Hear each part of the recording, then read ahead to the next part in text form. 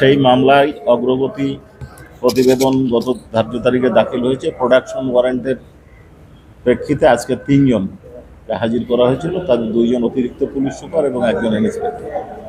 আমরা ট্রাইব্যুনালে তাদেরকে গ্রেপ্তার দেখিয়ে জেল হাজতে প্রেরণের আবেদন করেছিলাম, সেটা মঞ্জুর হয়েছে। আমরা বলেছি যে আমরা within short time investigation report দিতে পারবো আশা করছি। এটা একটা দিক ছিল। দ্বিতীয় হচ্ছে যে চট্টগ্রামে যে হেলমেট বাহিনী ছাত্র জনতার উপর গুলি করেছিল 18 এবং 16 তারিখে, যেখানে 7 জন শহীদ হয়েছিলেন, সেই মামলায় 2 জনের প্রোডাকশন ওয়ারেন্ট চাওয়া হয়েছে। ট্রাইব্যুনাল এটা মঞ্জুর করেছেন। এছাড়াও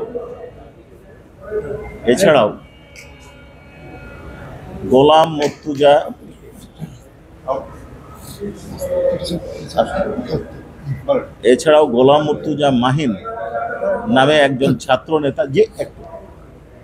ছাত্র নেতাকে র্যাব কর্তৃক অপহরণ করে 47 দিন আটক রাখার অভিযোগে রিয়ার অ্যাডমিরাল মোহাম্মদ সোহেল, তিনি র্যাবের কর্মকর্তা ছিলেন, তাকে আটক, নির্যাতন এবং মিথ্যা মামলায় দিয়ে মানবতা বিরোধী অপরাধ করার জন্য প্রোডাকশন ওয়ারেন্ট চাওয়া হয়েছে। সে অন্য 2 মামলায়, ঢাকা 2 মামলায় আটক আছে মেট্রোপলিটন ম্যাজিস্ট্রেট আদালতে, তার প্রোডাকশন চাওয়া হয়েছে, সেটা মঞ্জুর হয়েছে।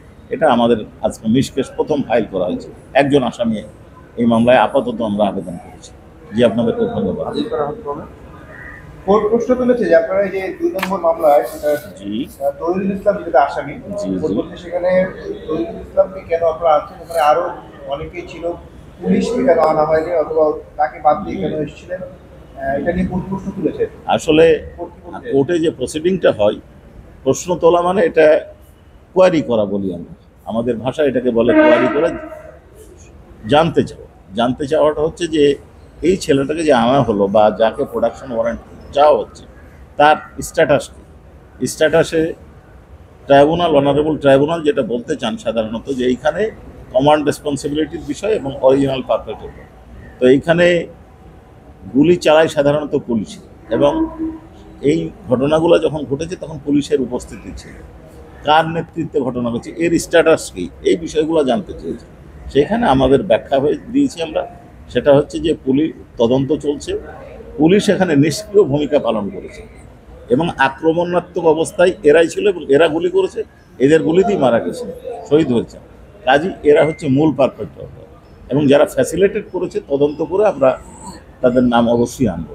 এই বিষয়টা আমরা দেখাবো। আশুলিয়ার মামলাটা তো বলছিল যে তদন্ত একেবারে শেষে দিয়ে কবে নাগাদ আপনারা প্রতিবেদন সাবমিট করতে পারবেন? আমরা আগেই বলেছি, আমাদের চিফ প্রসিকিউটর মহোদয় আগেই বলেছেন যে আশুলিয়ার মামলা দিয়ে আমরা এই জুলাই আগস্ট গণহত্যার বিচার আমরা শুরু করব। আমরা আশা করছি যে এই মাসের মধ্যেই আমরা এই রিপোর্ট সাবমিট করতে পারবো। সোহেলের বিরুদ্ধে আপনাকে আমি বললাম, সেটা হচ্ছে যে জনৈক গোলাম মুর্তুজা মাহিন, যার বাড়ি রাজশাহীর 4 ঘাটে, তিনি তার ভাইয়ের সাথে ঢাকায় দেখা করতে এসেছিলেন। ঢাকায় দেখা করতে আসার পরে তাকে ধানমন্ডি থেকে পিক করা হয় এবং তাকে সাথে সাথে জমটুপি পরিয়ে নিয়ে যেয়ে 47 দিন আটক রাখা হয়, আয়নাঘরে রাখা হয়, নির্যাতন করা হয়, উল্টো করে ঝুলিয়ে রাখা হয়। পরবর্তীকালে বিষয়টা আমরা এখনও ফাইনাল করিনি। পরের যেটুকু বিষয় আমরা যতটুকু জানি, আমাদের কাছে নলেজ এসেছিল ওই সময়, যে একটা রিট পিটিশনের দায়ের প্রেক্ষিতে পরবর্তীকালে তাকে মুক্তি দিতে বাধ্য হয়েছিল। এটা